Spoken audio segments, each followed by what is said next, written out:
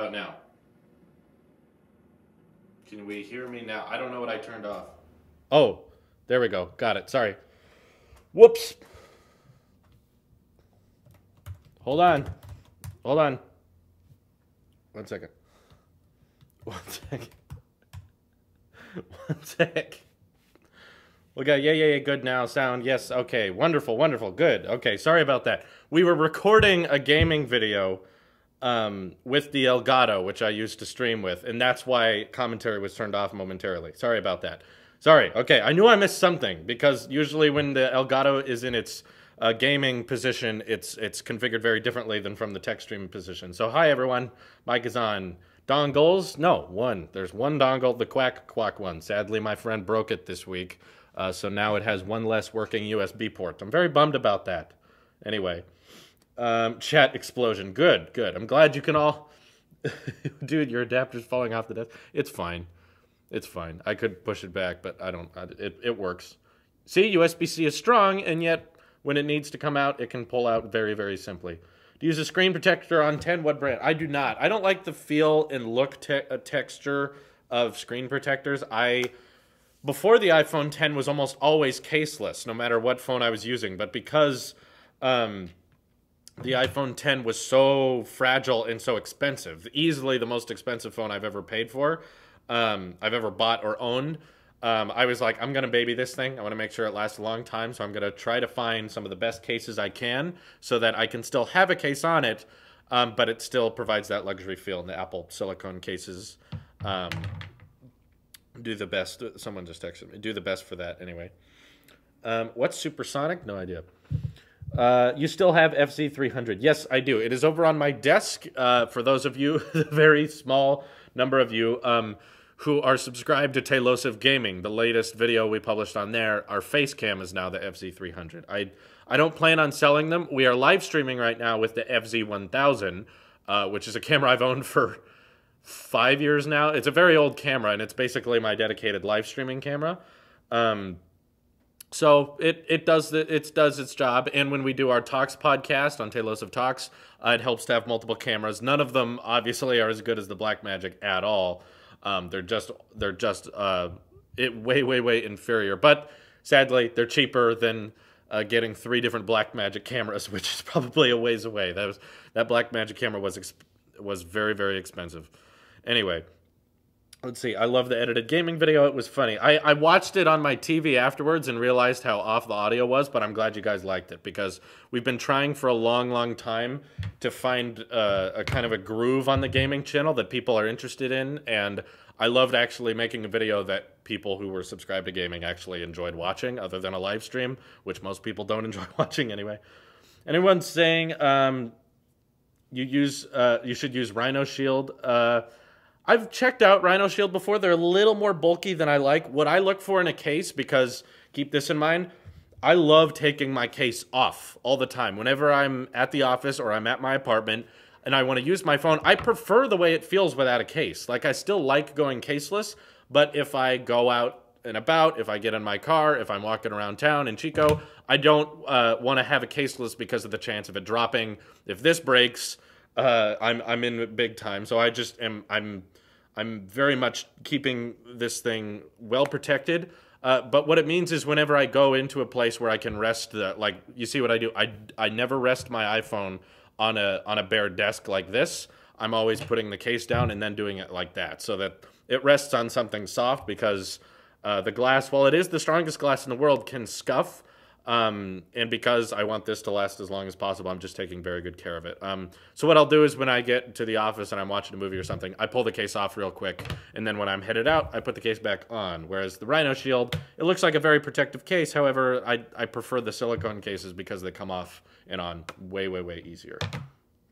You are going to get over the case soon, even when you are out and about. Yeah, eventually. I know it will get to a point where I don't wear a case on my 10 at all, but I'm not there yet. It's still new to me. I still love the 10, and I want to keep it as protected as possible.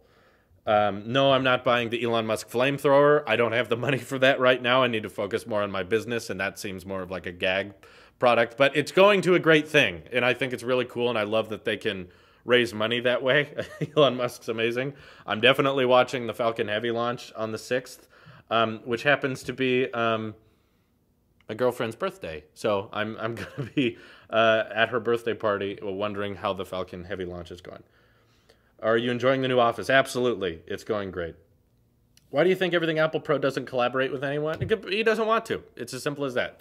Collaborations can be awkward. As someone who has tried to collaborate with people in the past or had people contact me and say, let's do a collaboration, I would pitch some ideas and they wouldn't like those ideas, and they would pitch me ideas and I wouldn't like them. Collaborations, in a way, is a sacrifice of control. It means that you are no longer in control of the entire video. So it's perfectly understandable if Philip, Everything Apple Pro, is not interested in collaborating because he has to make something that someone's not really interested in. And regardless, what would a collaboration between me and Everything Apple Pro look like? I mean, he does drop tests. I don't do drop tests. He does jailbreak tweaks. I don't do jailbreak tweaks. He does, like, iOS 11 glitches. I don't do that. Most of what I talk about is futuristic, theoretical concepts, what's yet to come out or what a rumor's saying. What he mostly does is, like, here's tweaks you can do on your iPhone, here's glitches, here's jailbreak. We have very different styles of content. So if we were to make a video together, what would happen? Like, he doesn't even want to toy with the idea. He'd just be like, nah, let's not collaborate. We wouldn't get anything out of it. So that's fine. Don't pressure people into it.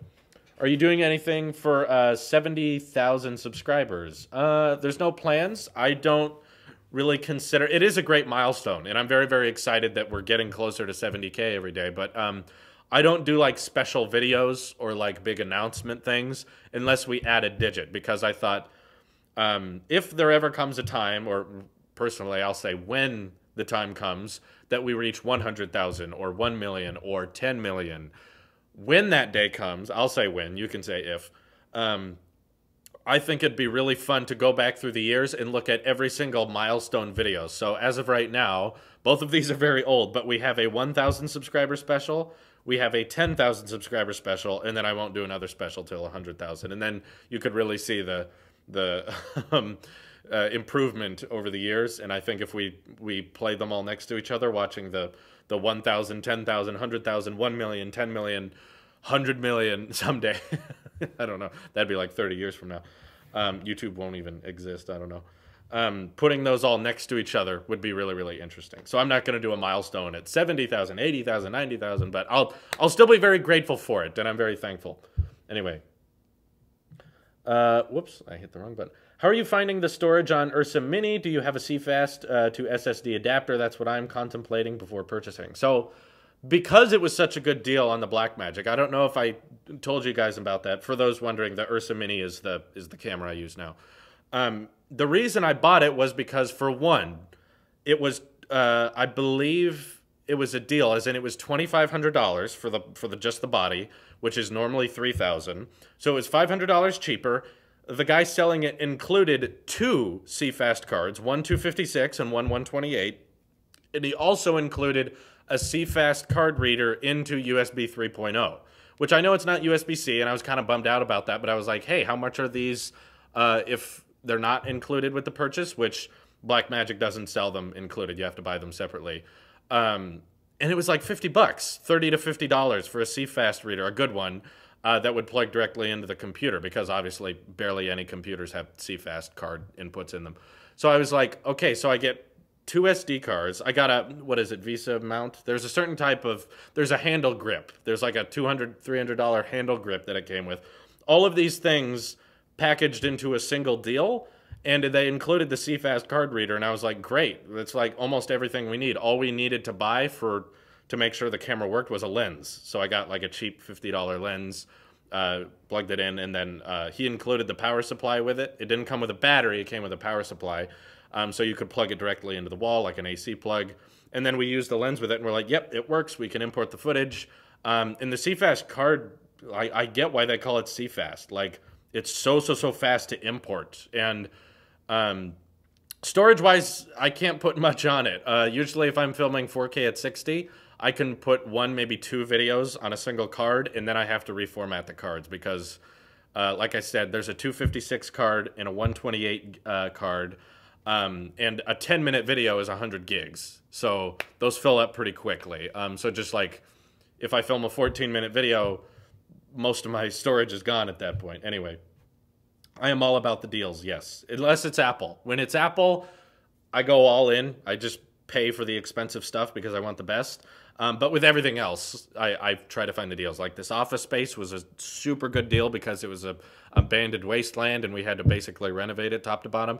And then the Blackmagic was like probably worth $1,000 more than what we paid for it. Anyway, it was just the fact that it was used. I didn't buy it new. Okay. Linus iMac Pro review. He liked it. Really? I did not expect that. I kept seeing... I saw that he reviewed it, but I was anticipating that Linus Tech Tips, given that he is more of a PC guy, I figured he wouldn't like it. It's not upgradable. It's not upgradable. But I'm surprised to hear he liked it. I might go watch it now. I didn't watch the video. No, I'm sorry. I've been working all day. When will the HomePod be available in Canada? I don't know. I'm sorry. I really wish I knew those kinds of things. Sean Wheat, first super chat of the day. Thank you. Says, I was a headphone jack holdout, but finally bought AirPods, and I'm never looking back. Thank you. Thank you. Finally, someone gets it. I noticed people who criticize removing the headphone jack haven't tried truly wireless earbuds, and when they do, it's like, okay, I get it. Like, the latency may be a little annoying sometimes, but for the most part, the fact that they're wireless is way, way, way more convenient. What I love doing is I have AirPods on, and I'll be listening to music or something, and then it's time to edit a video. So I'll sit down with the iMac Pro and I go to Bluetooth and just connect to the AirPods automatically.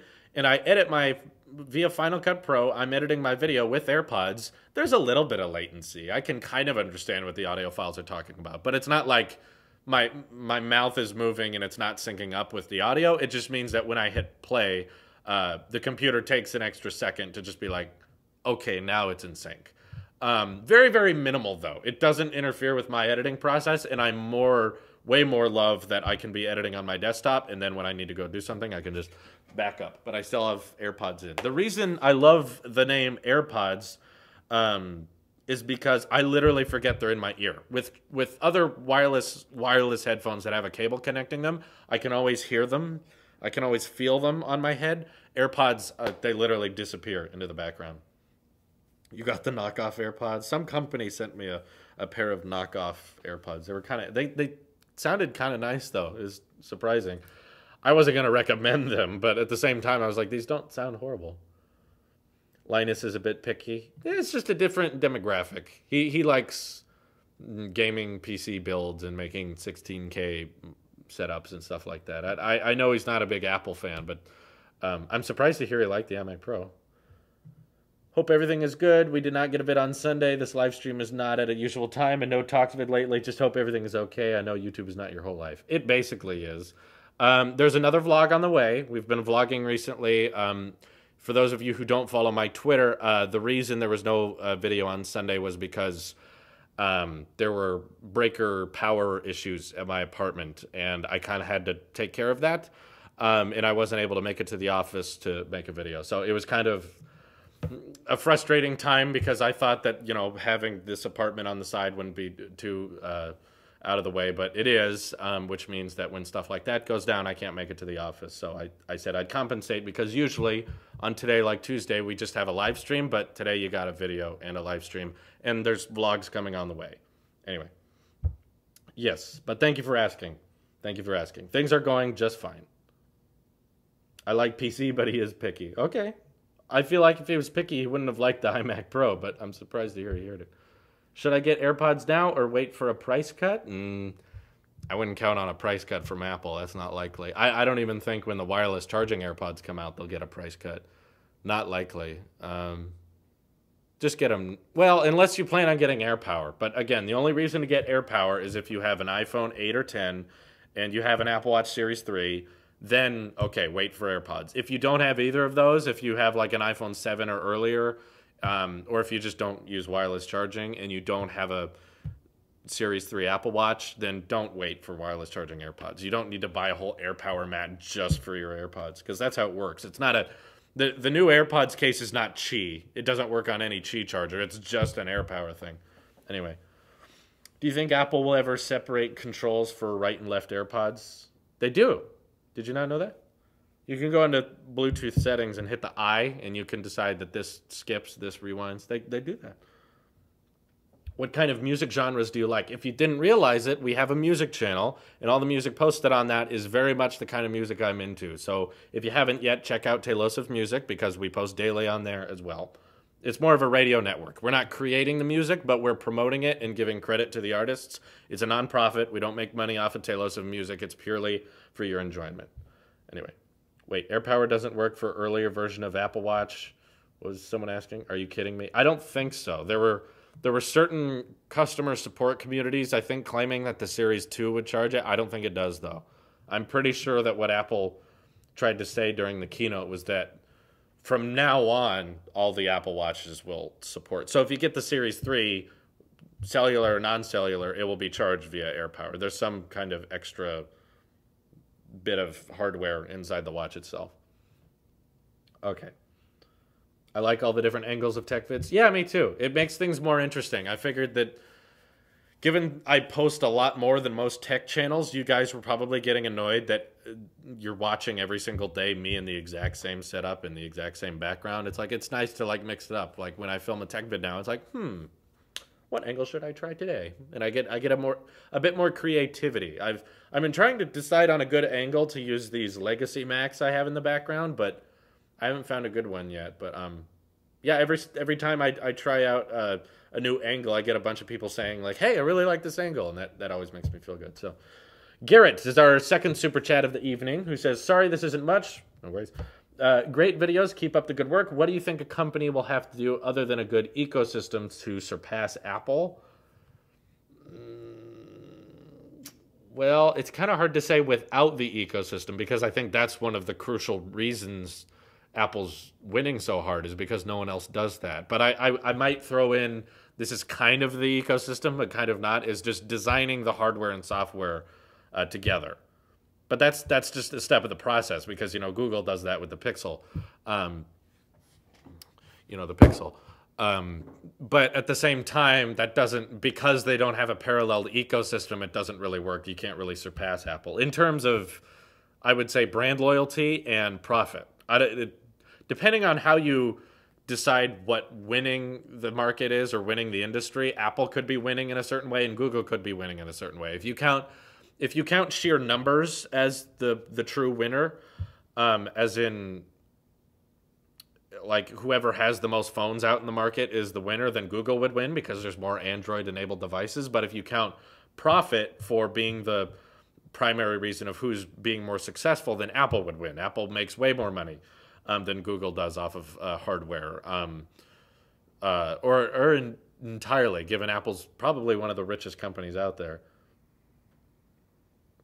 So that's kind of a hard answer. I do think, though, the ecosystem is a pretty crucial thing that can't get other companies to surpass Apple.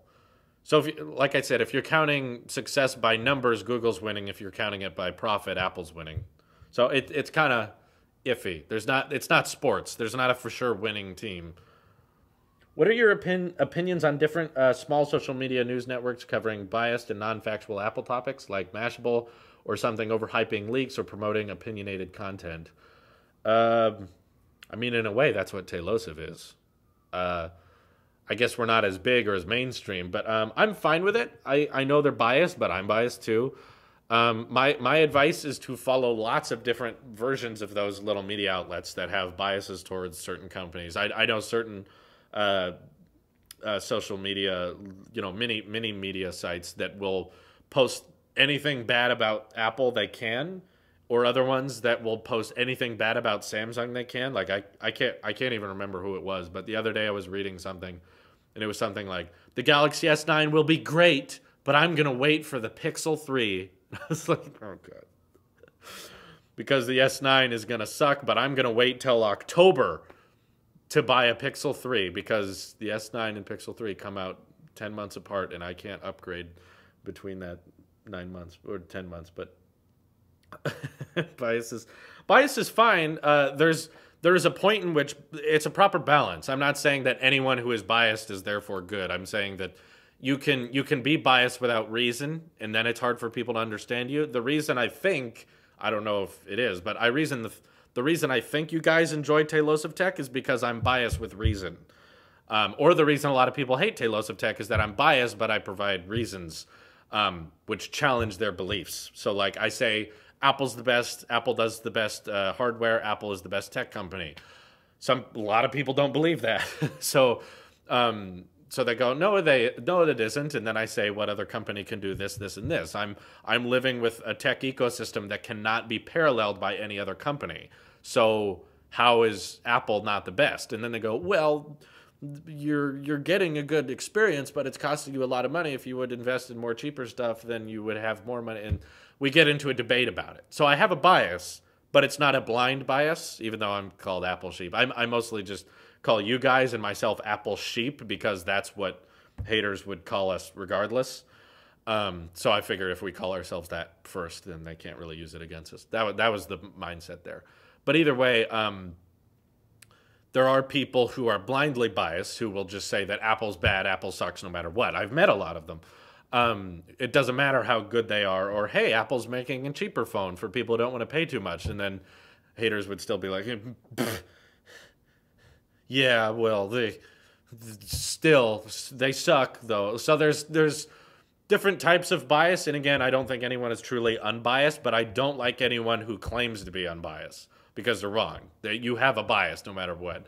And that's what upsets me a lot about a lot more mainstream tech channels on YouTube. There's a ton of tech channels on YouTube that will claim that they're not biased. They're being completely fair, and I think they obviously are. Again, I'm not mad at them for being biased. I'm mad at them for saying they're unbiased. So that's my difference. Anyway, who wants the Google Pixel shit to be banned? No, they don't need to be banned. I like hearing their ideas. I don't understand them, but I like hearing them. Would you consider making a YouTube poll to let everyone vote on a new stream schedule based on what you can do? Right now, I wouldn't, just because I can't deliver promises right now with things so up in the air. I'm going to try, for the most part, the fact that there's going to be a tech stream on Tuesdays and Thursdays. I think I can say consistent about that. I'm not sure exactly when, but if you follow me on Twitter, you can get heads up about it. You can be like, oh, he's starting in around 15 minutes or so. So that's what I can do. That's the best I can do, but it's not. I'm not up for debate right now, because if everyone voted for Sunday, I would be like, I can't do Sundays. I'm sorry. Are you really going to do a video where you are spinning around in a chair? No, that was a joke, but I'm glad you're watching vlogs. Thank you. Google Pixel looks so bad. It does. I hate the way it looks, especially the packaging. Ugh. Anyway. Thoughts on Apple smart toothbrush? It's not Apple. It's just Colgate, and Apple's selling it. But it's stupid. I looked at that. I was ridiculous.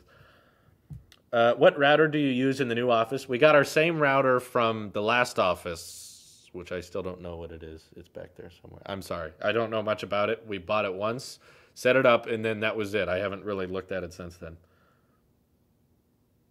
I think it's some kind of like TP-Link router. It's the dual Wi-Fi one. One's 5 gigahertz, one's 2.4 gigahertz. They're kind of all over the place. What do you think about the news about iOS 12? There was a bunch of people spamming iOS 12, by the way. That's why I didn't read it. When you spam something, I'm encouraged to not listen. So keep that in mind. But I have no idea what's coming in iOS 12. Though I got one idea the other day. I don't know if I've talked about this. Because every time someone asks me about iOS 12, I'm like, I don't know. When people asked me about iOS 11, I was like, I don't know. What else could they change? And then they changed all this stuff, and I was like, wow, this is great. But when it comes to iOS 12, I got this idea so I have these, I haven't reviewed them yet, and I don't know if I will, but I have these Amazon Cloud cameras that are 24/7 looking at stuff, and I get alerts when there's motion and stuff, for security reasons. I got them all over the office, and then we have outdoor security setups and stuff. They have this annoying feature where there's two modes. There's one mode where if you leave the area of the security camera, they shut off. I mean, they turn on. And when you enter the Wi-Fi zone that the security cameras are in, the cameras turn off because they're like, well, you're here. We don't need to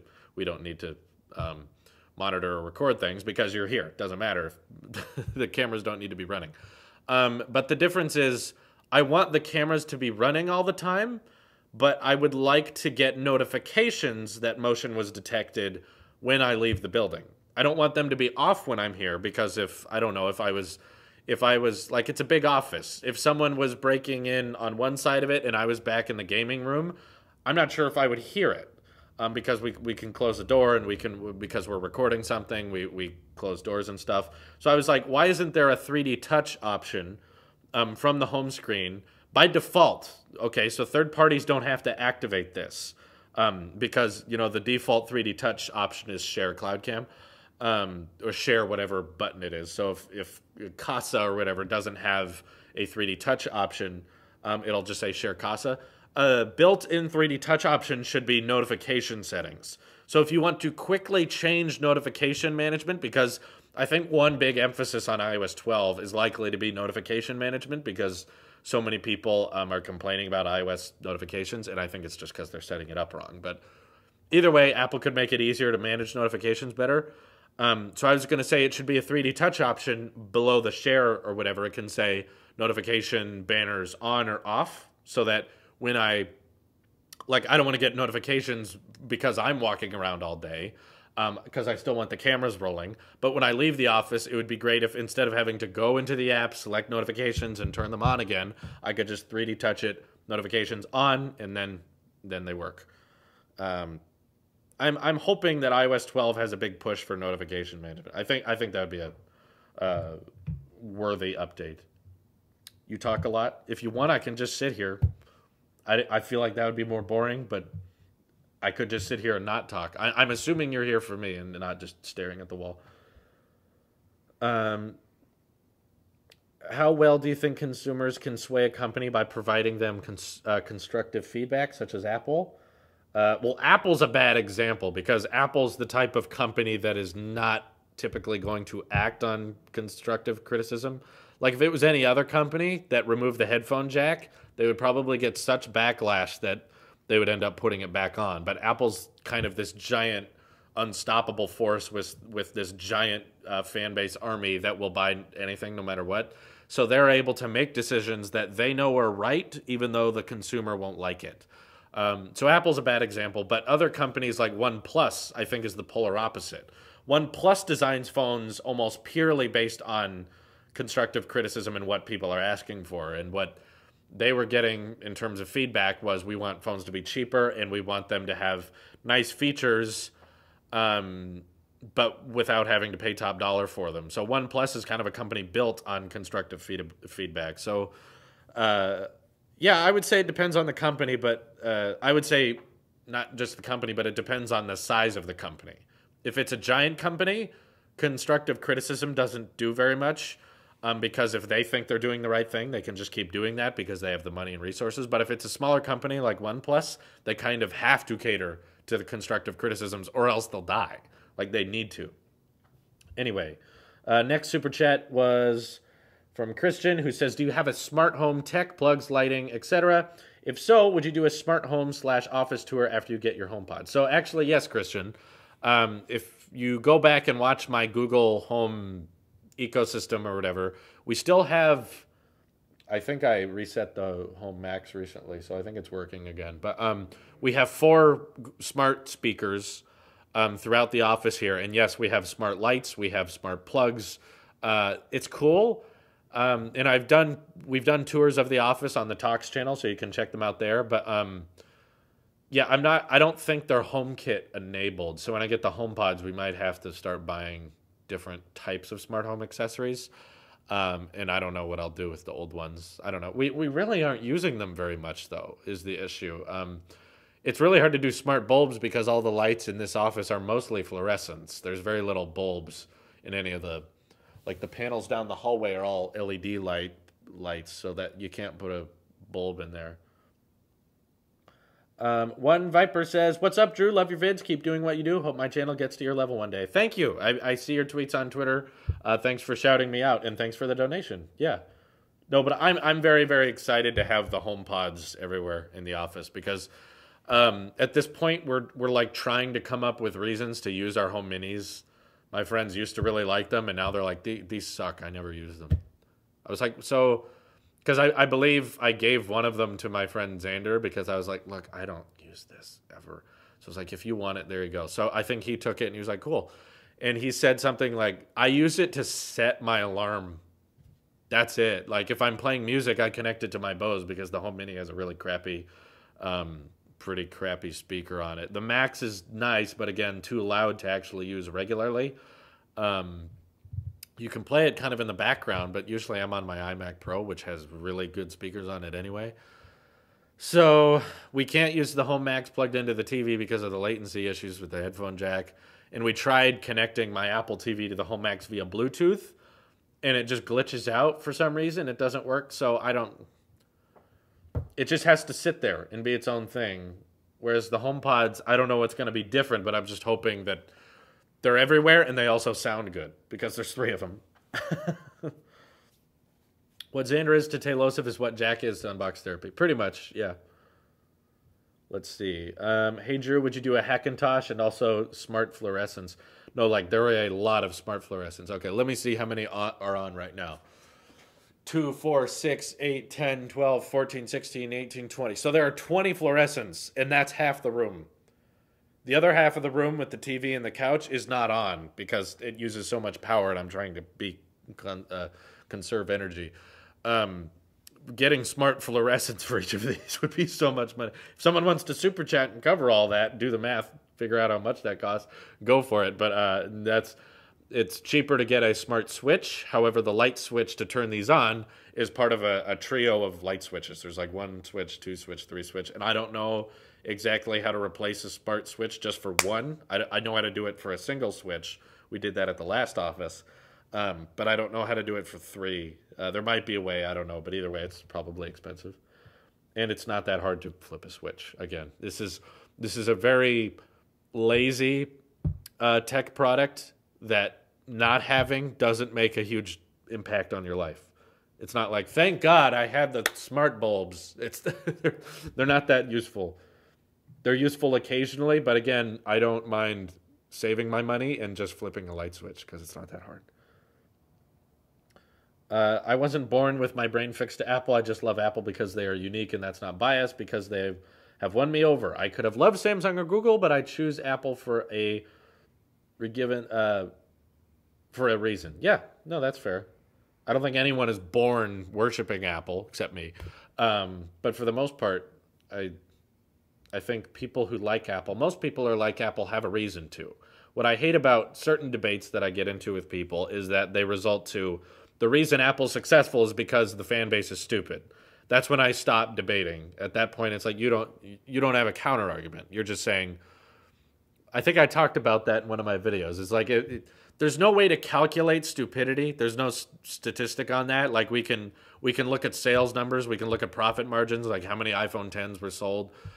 We can compare numbers and like Geekbench scores and stuff like that, or personal preference between cameras and stuff like that. Like I don't want you guys throwing DxOMark scores at me because they're a heavily paid for company and I disagree with how they rate cameras. But when the debate goes to, well, the only reason Apple has strong numbers is because all the fans are dumb, then it's like, who are you? You can't prove that. There's no evidence to support that. I'm sure there are dumb people that buy Apple products, but that's not exclusive to Apple. There are dumb people that buy all company products. There's dumb people who hate Apple and will therefore always buy Samsung. There's dumb people who hate Apple that will always buy Google. They're everywhere, and there's not a way to calculate that. You don't take a survey that's, are you stupid? Yes. Okay, what phone do you buy? Like, we can't dictate that. So I hate that argument because it's mostly insulting my intelligence. You buy Apple because you don't know better. You're arrogant. Sure, I'm arrogant, but when's HomePod arriving? Well, I'll be getting 2 from the Apple store on the 9th, and then supposedly the white one will be delivered also on the 9th. For some reason, I couldn't do an in-store pickup for the white one, but either way, we'll have all of them on the 9th. The mythical Apple tax. It's not. Is that really a myth? Either way, it's there, and people are okay with paying it. Like, consider the fact that with most companies, the more expensive products you sell don't sell as good. Like with Samsung. Here's some hard facts. Here's some numbers, okay? Here's not the all Samsung users are stupid. That's a stupid argument, okay? Here are some of the hard facts. The average price of a Samsung phone sold is between $200 and $300. So we'll just say $250. $250 is the average price of a Samsung phone. For iPhones, the average price of an iPhone sold is closer to $600, $700, which means that with Apple, surprisingly, the phones that sell the best are the most expensive ones. The iPhone X outsold the iPhone 8 easily, very, very easily. And with the 7s, we saw that the iPhone 7 Plus was outselling the regular 7. With Apple, it's the opposite. People who buy Apple products are looking for quality stuff. They're looking to not settle. They're looking to not compromise. They just want to get the best.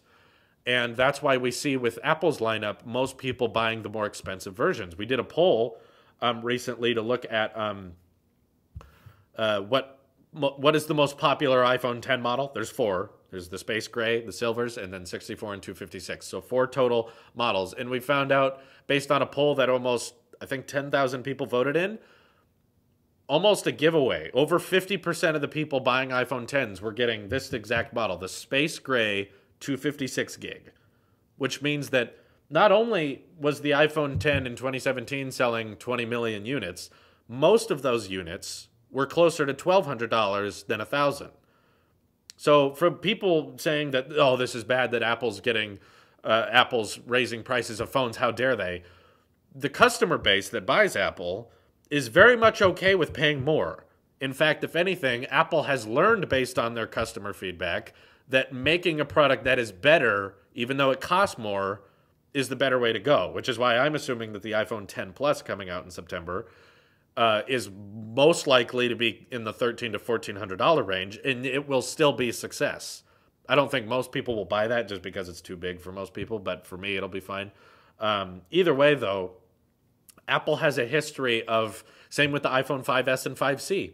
Think about that. Like, iPhone 5C was half the price of a 5S, and yet there were 3 5Ss sold for every 1 5C, and Apple did not anticipate that to happen. They had to drastically cut down the sales, the production of the 5C in favor of making more 5Ss because no one wanted the 5C. Everyone wanted the more expensive model because it was the best. Quit that $1,400 talk. I'm just telling you what to be ready for. Expect the worst and hope for the best. I'm going to anticipate that the 10 Plus model I'm going to get, so keep in mind, there's going to be multiple storage options for the 10 Plus. I wish I would have grabbed the 3D print one. It's right off camera, but you guys know what I mean. The bigger version of this, okay, the big iPhone X, that 6.5-inch display. There's 2 storage configurations. So there will be a 64 gigabyte one or a 128 gig one that starts at something, and it's going to be more. There's more in that product than this. Larger battery, bigger screen. Oh, I hit my flashlight on. There's more into that product, and it'll have better Face ID. It'll have a faster CPU. It'll have the largest display we've ever seen. That's going to have more stuff in it, which means it's going to cost more, and then you have to consider that extra storage configuration, the 256 gig model or the 512 gig model, whatever it will be.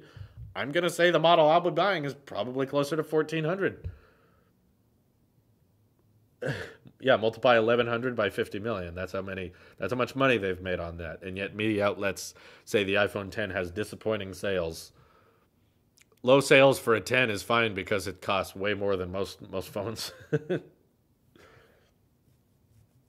Oh, you were alluding to a video I made last year about the new iPhone cost. I was still prepared for the iPhone X to cost $1,400. I was actually glad it was $1,000, but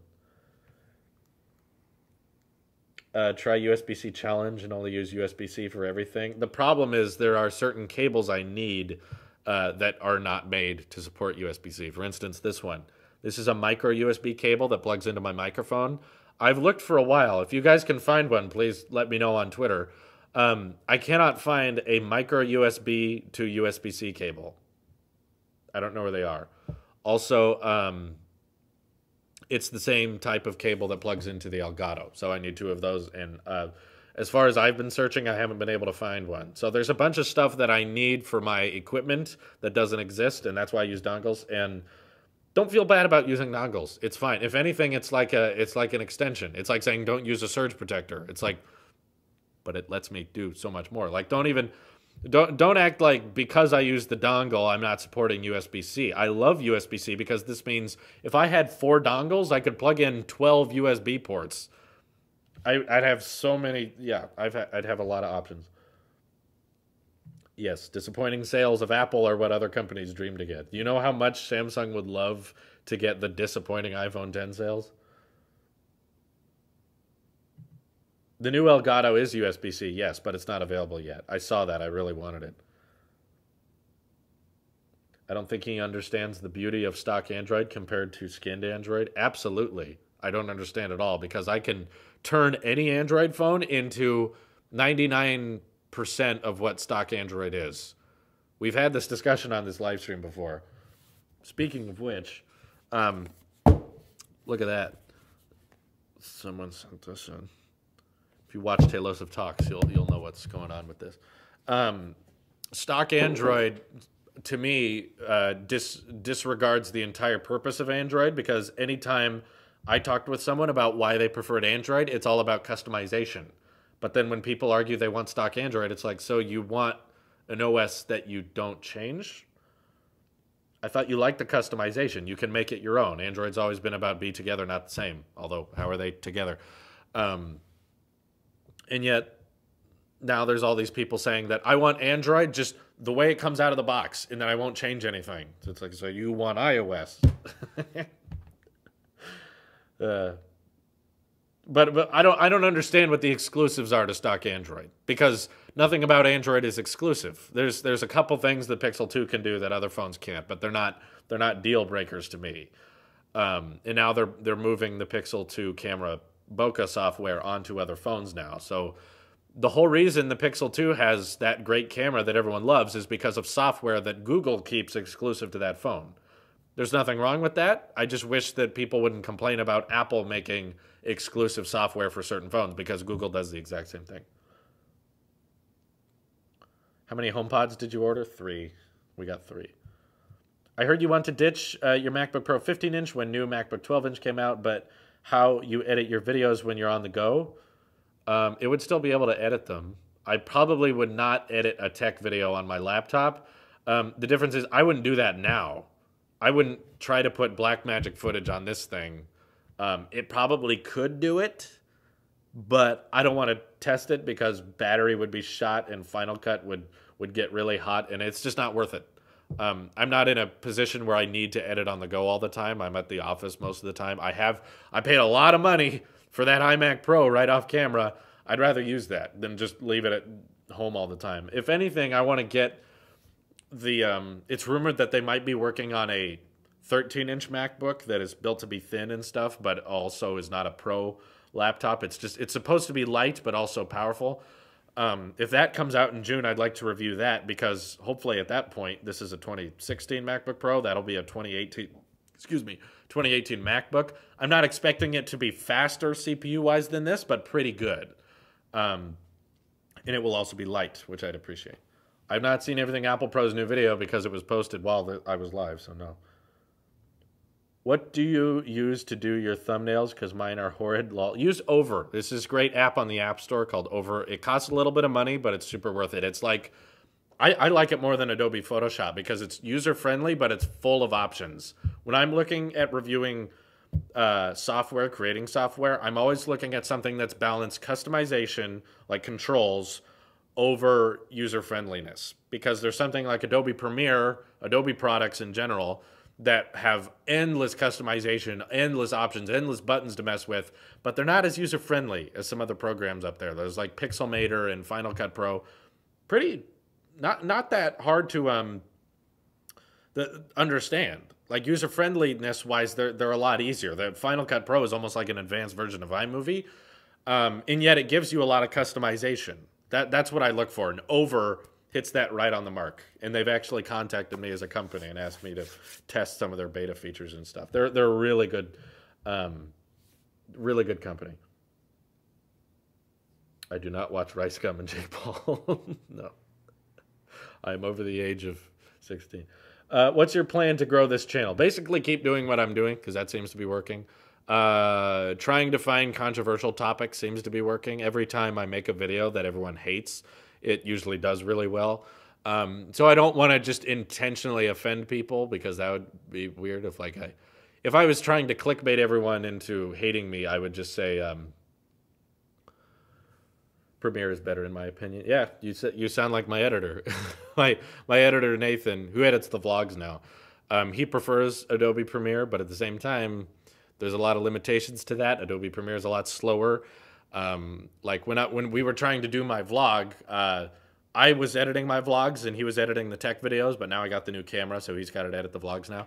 I was sending him 4K at 60 footage, and he was like, I can't edit this format because it's the new iOS 11 kind. And I was like, well, my Mac can edit it just fine. And he was like, my Adobe Premiere doesn't support it. I have to run it through a compressor, and that slows me down. So can you just film the vlogs 1080 at 60? And I was like, okay. You know, I don't think many people are going to be bummed that my vlog isn't 4K at 60, but it could be if he was editing on Final Cut. So there's pros and cons. I have Premiere. I still have an Adobe suite of products. I still use After Effects for most of my outros, my Patreon outro and the tech outro and stuff. That was all made on After Effects. I'll use Photoshop when I'm doing concept art, if I'm designing a concept for a certain product. And I'll use Premiere usually if I'm editing a cinematic video, like a Saturday short or a comedy sketch. Something like that I'll use Premiere for. But for tech videos and vlogs and movie reviews and podcasts, I found Final Cut to be the best. Just because it's so much faster. Drew, I like the Samsung skin with iOS Control Center with no bloatware, not happening with an original Pixel 2 launcher. Great. I don't know how to do that, but either way, a lot of people hate on Samsung just because they don't like the skin. And it's like, you can change that so easily. It's so, like, I don't know why people act like you have to buy a Pixel because of the operating. It's still Android, guys. Samsung put some apps and skins on there, but it's very easy to change. I've done it myself. And I'm not even that big of an Android guy. Like, I've rearranged the Samsung skin into a stock Android-looking phone, and I don't understand what exclusives that the stock Android experience has that the Samsung doesn't. And if there is some, it's not a big deal. Hey, Drew, keep up the great content. Also, you should do that grown app ad idea you talked about. A lot of people, thank you for donating, Eric, by the way. A lot of people have been saying they'd like to see that, and I'm seriously debating making it now because I had that idea in my head for months, but I was like, what would be the point of me making a commercial for Apple? Because is my whole life a commercial for Apple. But yeah, a lot of people wanted to see that, so I'm thinking about actually doing it now. You guys are convincing me. Apparently you'd all like to see it, even though I just told you exactly what happened in it. But hopefully I can make it and then have a bunch of anti-Apple YouTubers watch it. What are your thoughts on this video? And they'll be like, but it was expensive. Just download Pixel Launcher, which is made by Google itself. There you go. Exactly. When do you expect to hit 100,000 subs? Been a sub here since you were 10,000. Keep it up. Thank you, Dean. Subscriber milestones are cool, but they don't really affect the success of the channel. That's more determined by revenue. So now that I have so many bills to pay with the rent and the monthly payments and paying my editor and trying to afford to pay my editor full time, which would be great because then we could do daily stuff across all the channels. And we're experimenting with that. Like now we're trying to get vlogs out more consistently. So I'd more base my success as a channel on revenue, not necessarily subscribers, because subscribers don't really change anything. But I'd probably expect to hit 100,000 in probably the September era, because that's when the new iPhones are coming out, and that's when a lot of people are on YouTube watching stuff, and most people will find me around then. If you could get any color of a HomePod, what would you choose? Pretty please answer me. I'd want a HomePod that's the two colors of a Tide Pod. It'd be glorious. I've never been to Apple HQ, no. I hate Apple's Instagram more than the products. Oh. Well, I don't follow them on Instagram, but I love the products.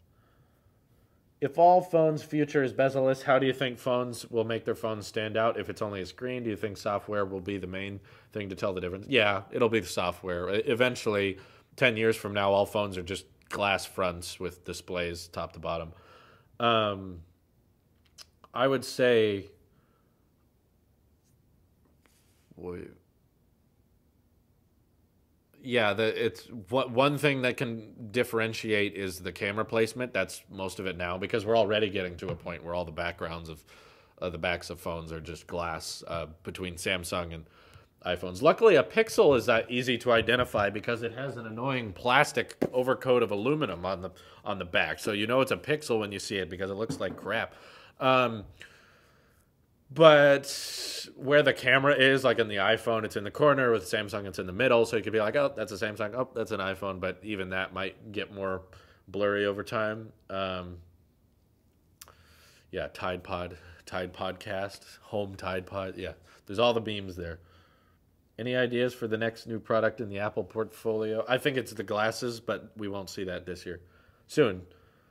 2018 will hopefully be the year of the HomePod introduction. It's shown to not be in heavy demand because Apple's never released a product like this before, so they're not really sure what kind of product release to anticipate. Because I believe, if I'm not wrong, if I check real quick here, I don't think the HomePod's been back ordered at all yet. If you ordered one right now, you could still get it on February 9th. Space Gray. Yeah. If you ordered a HomePod right now, you could pick it up from your Apple store at February 9th or get it delivered to you February 9th. So that hasn't changed. All my orders on the way. All this stuff in the Apple Store app.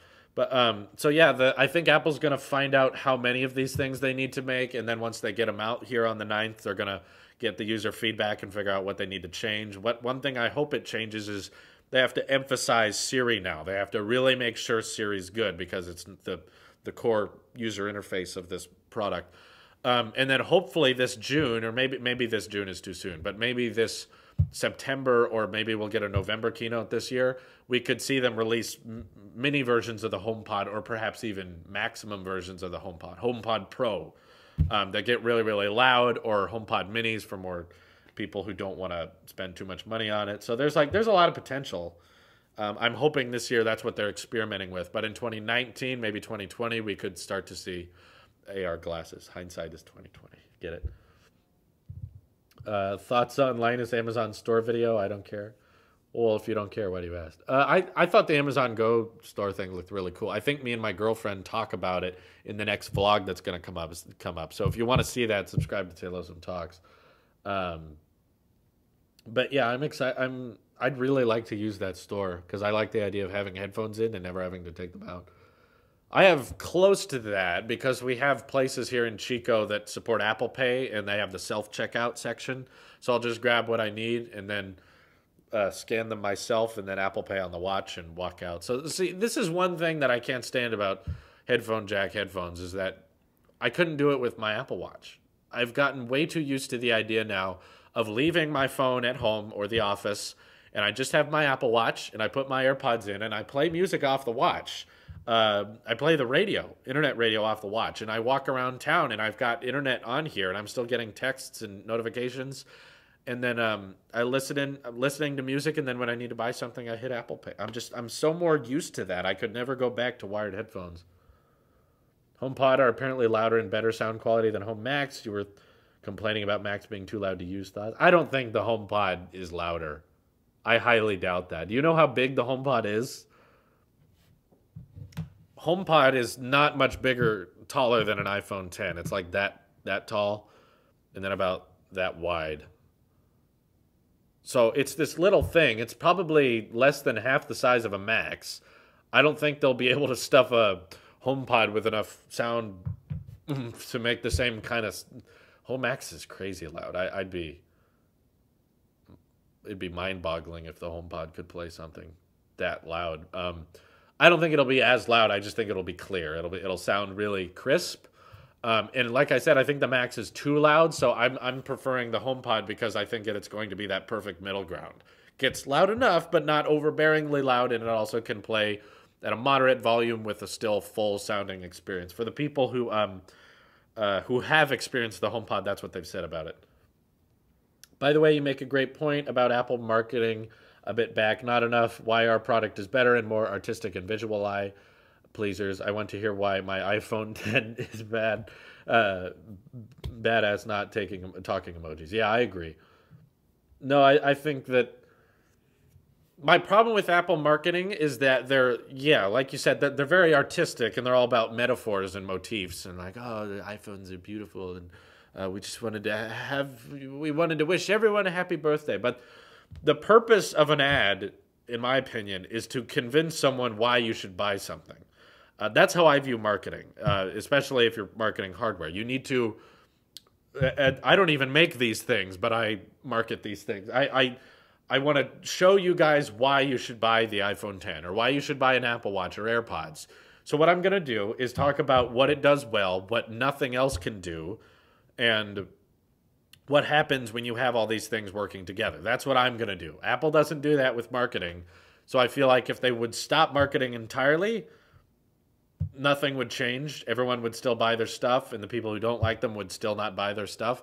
Whereas if they started doing marketing campaigns that were a bit more aggressive, like, here's an iPhone 10, here's a Galaxy S8, I can shoot 4K at 60 and share it to my Mac. I can fast charge. Okay, I can wirelessly charge. I can also wirelessly just those kind of more videos that more directly address the competition, I think, would be more effective. Because then some people that are not as in-depth into the tech market would watch it and be like, yeah, I saw that ad showing off all the new things the iPhone can do that the Galaxy can't, so I'll probably go iPhone. So I've seen that kind of stuff before. Do you prefer Steve Jobs era or Tim Cook's era, and why? There is certain things I miss about the Steve Jobs era, like the marketing. I thought Steve Jobs was more aggressive in terms of marketing. But also things I prefer about the Tim Cook era. I feel like Tim's done a great job with the iPhone lineup so far, diversifying,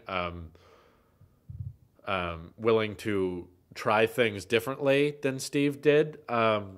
A lot of things that Steve Jobs was not involved with that I use on a daily basis, like the Apple Watch and AirPods. But to be fair, I think Steve would have made stuff like that if he were still around. I think Steve Jobs would have loved AirPods and the Apple Watch. I think they encompass what he wanted a product to be very well. And I think if he saw Apple today, he'd be very proud of it. Let's see. Drew, is Android unusable, or could I get the S8 Plus without problems? No, there will be problems. It's not unusable. I can use Android. I just don't enjoy it. Anytime I'm using Windows 10, which I still do, keep in mind, every time I use Windows 10 or I use Android, I feel like I'm constantly having to fix the product. I notice that when I use Android, I'm always having to go into settings, or I'm always having to customize my wallpaper because it's a customization, or get a different app launcher, get a skin. I'm always fixing the experience. Whereas whenever I use an Apple product, I feel like I'm home. I feel like it's like, yeah, it just works. It just does what it's supposed to. It doesn't throw a bunch of stuff in my face that I don't care about. Android, I don't need to know the weather. I'm outside. So yeah, it's not unusable. I can use any phone. It's just, will I enjoy it? I enjoy using Apple products. I don't really enjoy using Android phones. I feel like I'm trying to fix the phone the whole time to get it to do what I want. Do you think Google will make an iMac Pro competitor? That would be interesting. So it would look like an iMac, but it wouldn't have the Apple logo on it because they just have a big chin that does nothing. And then half the back of it would be glass for no reason, just because. It would come in weird colors like mighty red and berry blue. And then it would run Chrome OS. It would have a touch screen, but it wouldn't come with the pen. It would work with the Google Pen, and that would be $100. And it would have specs that aren't as good. It would have it would have okay specs. It would have like an Intel Xeon processor and stuff like that. But then it would cost like $7,000 and would have like a 4K display or something. There you go. There's your Google iMac Pro competitor. Do you think iMessage will ever make its way to Android? I don't think so, no. They would lose too many people if that happened. If you could use one Android phone for the rest of your life, which one would it be? The Essential phone, which isn't this. This is unrelated. I like the Essential phone. That was designed very, very well. And the Essential team has done an extraordinary job at updating their phone a lot. They've been really on top of firmware updates, and now they even have portrait mode, which is not something they had in the first place. Excellently designed phone, and I really hope that their company can stick around long enough to make an Essential phone sequel, Essential Phone 2.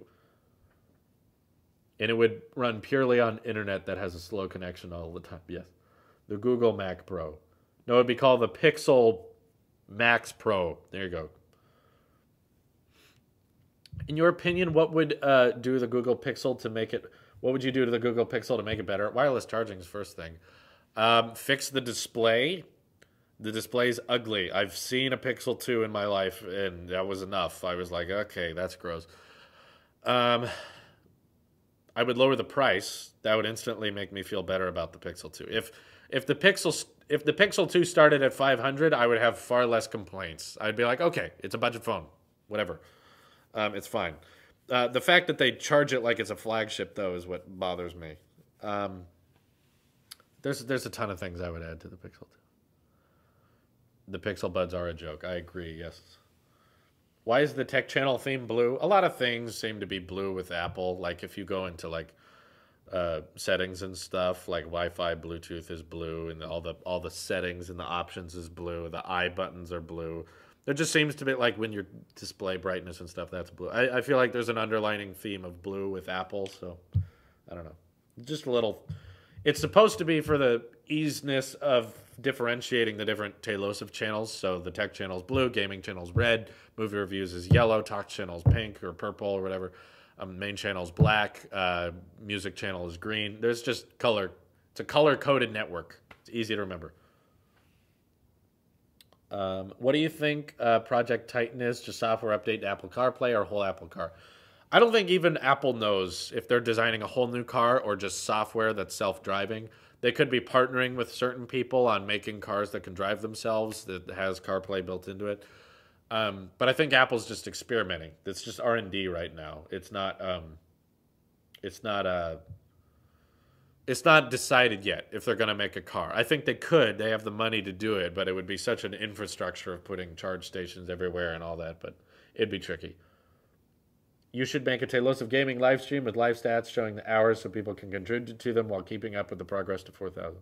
I don't know how to do that, but just watch Tailosive Gaming, and then, yeah, it would help.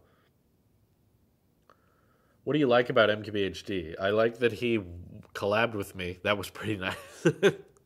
But no, he's a very good film producer. He makes very quality tech videos. He says he makes quality tech videos, and they are. They're very high quality. In fact, sometimes too high quality.